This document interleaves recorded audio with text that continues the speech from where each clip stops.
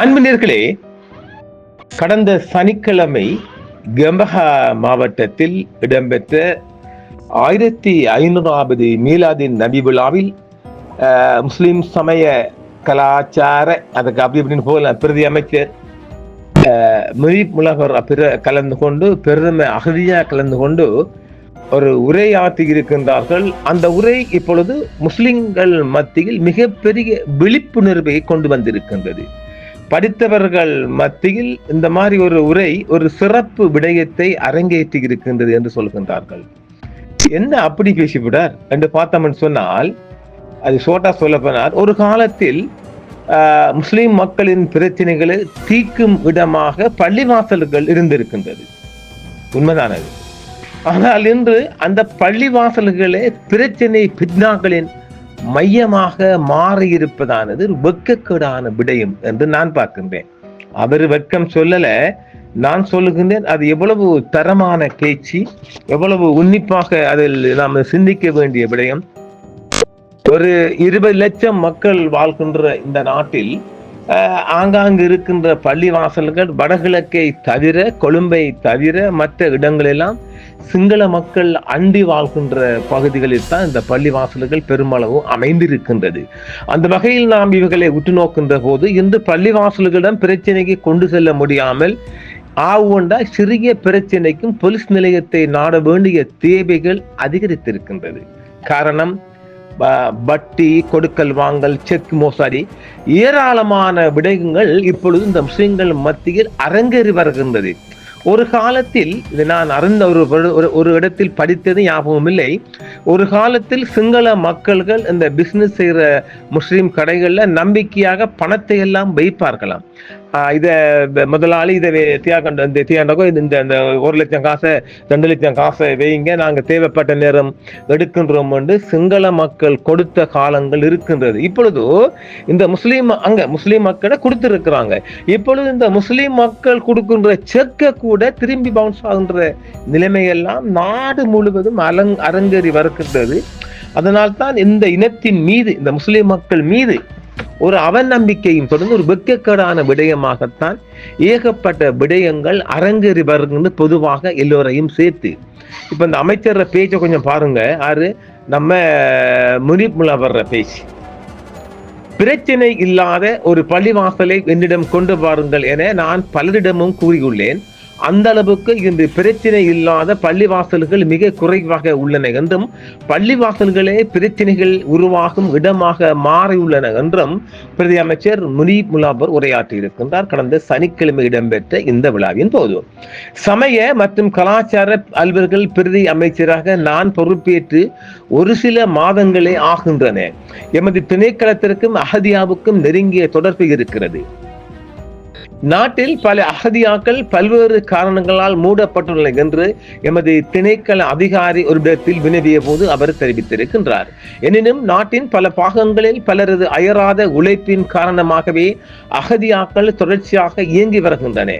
அவர்களது தேக ஆரோக்கியத்திற்காக நாங்கள் அனைவரும் பிரார்த்தனை செய்ய வேண்டும் என்றும் சமய மற்றும் கலாச்சார அலுவலர்கள் பிரதி அமைச்சர் முனீப் முலவர் அவர்கள் உரையாற்றி இருக்கின்றார்கள். கடந்த சனிக்கிழமை கம்பஹா 14ஆம் தேதி கம்பஹா மாவட்டம் கஹட்டபிட்ட முஸ்லீம் லேடிஸ், இது பிஹாரிக்கு அடுத்த ஊரா போல, கஹட்டபிட்ட முஸ்லீம் லேடிஸ் ஸ்டடி சர்க்கிள் மண்டபத்தில் இடம்பெற்ற 1500வது மீலாது நபி இருக்கும். 1500 மீலாது நபி எனக்கு சரியா தெரியல, வந்த செய்தியா 1500 இல்ல 500 15 அதெல்லாம் தெரியாது, அது பிரித்துக்குள்ள வந்த செய்தி அப்படி. 1500வது மீலாது நபி விழா சரிங்க, மன்னிக்கணும், சரியாதான் இருக்குது. நபி விழா கஹட்டபிட்ட அல் முஸ்தபியா அகதியா பாடசாலையின் 20வது ஆண்டு விழா. இது சரி, 20வது ஆண்டு விழா மற்றும் வருடாந்த பரிசு வழங்கல் விழா ஆகிய முப்பெரும் விழாக்களில் நிகழ்வுகளில் பிரதம அதிதாக கலந்து கொண்டு உரையாற்றும் போதே அவர் இவ்வாறு தெரிவித்திருக்கின்றார்.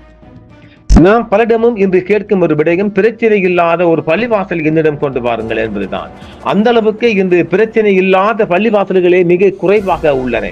அக்காலத்தில் ஏதாவது பிரச்சனைகள் வந்தால் அதனை தீர்த்து வைக்கும் இடமாகவே பள்ளிவாசல்கள் செயல்பட்டன. ஆனால் இன்று நிலைமை தலைகீழாக மாறிவிட்டது.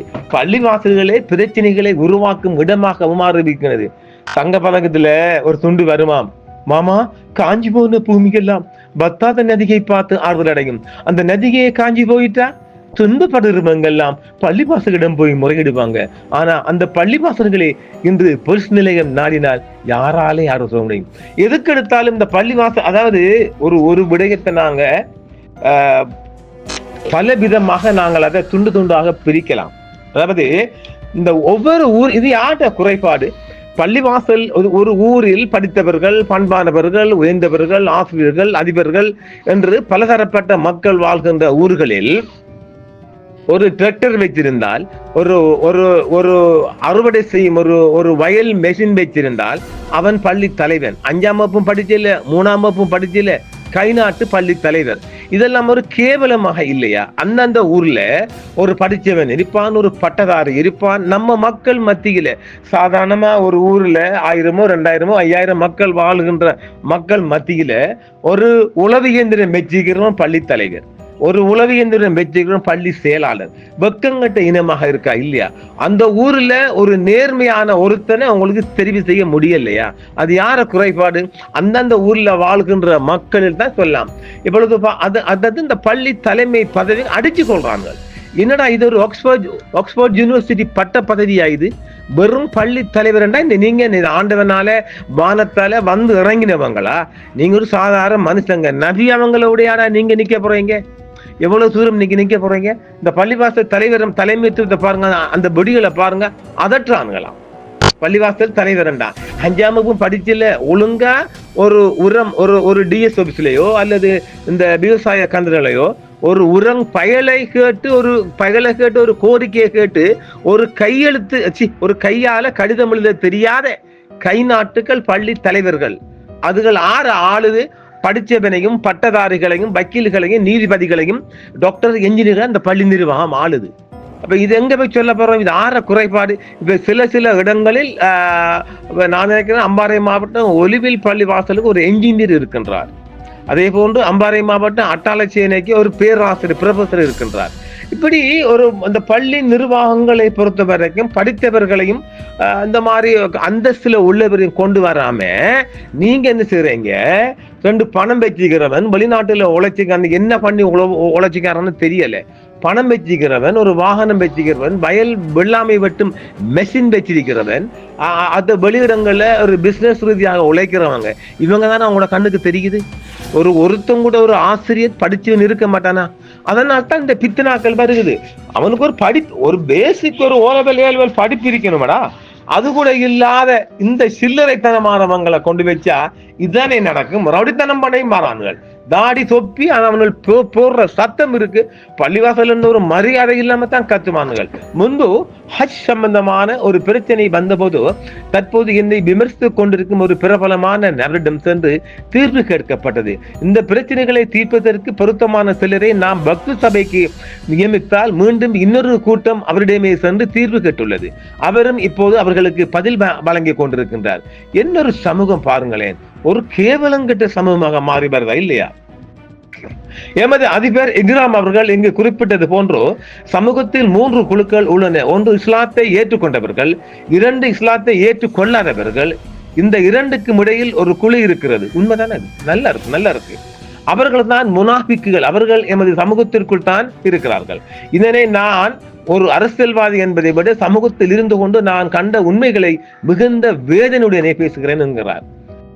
இஸ்லாத்தை ஏற்றுக்கொள்ள இருப்பான் தானே பச்சை குத்துறது இருக்குதே, இல்லாம இருக்கு இல்லையே. எமது பாடசாலைகளின் பிரச்சனைகளை பார்த்தால் கம்பா மாவட்டத்தில் ஒரு புதிய கட்டிடத்தை கட்டுவதற்கு கூட இடமுள்ள ஒரு பாடசாலை ஒன்றை தேட முடியாமல் இருக்கிறது. முன்னொரு காலத்தில் வசதி படைத்தவர்கள் தமது சொத்துக்களை சமூகத்தின் நலனுக்காக வக்ஃபு செய்தார்கள். ஆனால் இன்று வக்ஃபு சொத்துக்களை சிலர் இன்னொருவருக்கு வாடகைக்கு விட்டு பிழைப்பு நடத்தும் நிலை ஏற்படுது. உண்மைதானே? டேய், நீங்க இந்த பள்ளி தலைமையில் இருக்கிறவர்கள் யாராவது நீங்க நெஞ்சத்தோடு சத்தியமா சொல்லுங்க, நீங்க பள்ளி பணத்துல ஊழல் செய்யலையா? பள்ளி பணத்துல திங்கலையா? பள்ளி பணத்துல குடிக்கலையா? அது ஆட்ட பணம்டா. அப்ப பாருங்க இந்த என்ஜிஓக்கள் கூட வருது நிறைய விலாச வேண்டு இருக்கு. வருகின்ற ரமதான் காலங்களில் இந்த மாதிரி விடயங்களை நான் நிறைய விலாச வேண்டு இருக்குது அதுக்குள்ள வாரேன். உதாரணத்திற்கு கம்பஹா மாவட்டத்தில் ஒரு பள்ளிவாசலுக்கு சொந்தமான கடையொன்றுக்கு நீண்ட காலமாக மாதாந்த வாடகையாக வெறும் 35,000 ரூபாய் மாத்திரமே செலுத்தப்பட்டு வந்தது. அண்மையில் தான் அதன் வாடகை 1,90,000 மாற்றப்பட்டு அதிகரிக்கப்பட்டிருக்கின்றது. பள்ளிவாசல் சொத்துக்கள் சரியான முறையில் பயன்படுத்தப்பட்டு அதன் வருமானங்கள் சரிவர கையாளப்பட்டால் ஹதீப் மஅதீன் மற்றும் ஏனைய ஊழியர்களின் வாழ்க்கை தரத்தை உயர்த்த முடியும் என்று அமைச்சர் சொல்றார். உண்மைதானே? எவ்வளவு உண்மை பாருங்க. இதெல்லாம் ஜேவிபி ஆட்சி வந்தது பிறகு வெளியாகுது சொல்ல மாட்டானுங்களே. அத்தோடு பள்ளிவாசல்களை நல்ல நிலைக்கு கொண்டு வருவதுடன் ஊரில் உள்ள குறைபாடுகளை நிவர்த்தி செய்ய முடியும் என்றும் பிரதி அமைச்சர் சொல்கின்றார். எமது மௌலவிமார்கள் பள்ளிவாசல்களில் 30 அல்லது 40 வருடங்கள் மிக அர்ப்பணிப்புடன் பணிபுரிகின்றனர். ஆனால் அவர்கள் ஓய்வு பெற்று செல்லும் போது சில வேளைகளில் அவர்களது நோக்கி மருத்துவம் செய்ய முடியாத வறுமை நிலையில் இருக்கிறார்கள். இந்நிலையை நாங்கள் சரி செய்ய வேண்டும். இதனை எப்படி செய்வது என்பது குறித்து சிந்திக்க வேண்டிய இடத்தில் தான் நாம் இப்போது இருக்கின்றோம். மேலும் நாம் பதவியேற்ற பிறகு மிக வசதி குறைந்த உயர்தரம் கற்கும் மாணவர்கள் 100 பேருக்கு புலமை பரிசுகள் வழங்குவதற்கான விண்ணப்பங்களை தற்போது கோரி இருக்கின்றோம். உண்மைங்க, இந்த நோன்பு காலம் பாருங்க 2-3 மணி நேரமாக தொண்டகிளிய தராவியா தொழிலிக்கிறாங்க மௌலிமார். அவங்களுக்கு பிச்சை காசு போடுறாங்க. பிச்சை காசு அது 30-40,000. அடே அண்மையில நானும் 2 ஆண்டுக்கு முதல்ல தராவிய தொழுகைக்கு மாத்திரம் திகுவில பள்ளியில 40 லட்சம் காசு அன்றிரவு அறவிட்டு கொடுத்தாங்க. எவ்வளவு பெரிய பாருங்க, எவ்வளவு திகுவிலையில மட்டும்தான் பணக்காரங்க வாழலாங்க. வெள்ளவத்தால இல்லையா, பம்பலப்பட்டு இல்லையா, மருதான ஜாயிரா இல்லையா, மருதான சின்ன பள்ளி இல்லையா, கொழும்பு பெரிய பள்ளி வாசல் இல்லையா, பிச்சை காசு. இந்த வடகிழக்குல 30,000 பிச்சை காசு. ஏண்டா பள்ளி பணம் கோடான கோடி கொட்டி கிடக்கு வடகிழக்கில். அதாவது குறிப்பாக கிழக்கு மாகாணத்துல மிக அதிகமான பணக்கார பள்ளிவாசல் இருக்குது. ஏகப்பட்ட நிந்தவூர் எடுத்துக்கொண்டோம் என்றால் அம்பரை மாவட்ட நிந்தவூரில் 100 ஏக்கருக்கு மேற்பட்ட காணி இருக்கின்றது. அந்த காணிகளை குத்துக்கு ஏலமிடுகிறவர்கள் 1 ஏக்கர் 1,20,000-30,000 வரையும் போனால் ஒரு 2 லட்சம் காசு அந்த மௌலவி கொடுங்கனே. அவனுக்கு வயிறு இல்லையா, அவனுக்கு பாவம் இல்லையா? அவன் மௌலவி என்றா அவனை ஒதுக்கி வச்சுட்டு உங்களுக்கு தொழுவிக்கணும். அவன் கால் கடுக்க நின்று உங்களுக்கு தொழுவிக்கணும். 30,000 காசு பிச்சை காசை போடுவீங்க. கொஞ்சம் உணருங்கடா. இந்த பள்ளிவாசல் தலைமைத்துவம் வந்துட்டு வானத்தால வந்துட்டு அவுலியா மாதிரி கூத்தடிக்காம மக்களை பாருங்க. நீங்க என்னமோ நீங்க மட்டும்தான் மனுஷங்க மாதிரியும் மற்றவங்களை ஏதோ ஒரு வேற்றுக்கிரக வாசி மாதிரியும் பாக்குறாங்க. இது தொடருது. இன்னும் அடுத்த கட்டம் பண்ண பாருங்க. முஸ்லிம்கள் ஒரு கட்டாக்காளிகளாக ஒரு தலைமைத்துவ கட்டுப்படாத தான் தோன்றித்தனமாக நடக்கின்ற சமூகமாக மாறி வருகின்றது. இவைகளெல்லாம் பள்ளிவாசல் நிர்வாகத்தின் கீழ் கொண்டு வரப்பட்டு தடுக்கப்பட வேண்டும். இன்னும் ஒரு காணொளி வருகிறது, அதில் பார்ப்போம். மீண்டும் அந்த காணொளி சந்திப்போம் நேர்களே. என்றும் உங்களுடன் சன்ரைஸ் இந்தியா டிவி சப்ஸ்கிரைப் பண்ணுங்கள், பெல் பட்டனையும் கிளிக் செய்யுங்கள். உங்கள் ஆதரவே எங்கள் சேவை. ஆதரவு தாருங்கள், அரவணைப்போம். மறக்காம சர்ப்ரைஸ் பண்ணுங்க. தேங்க்யூ.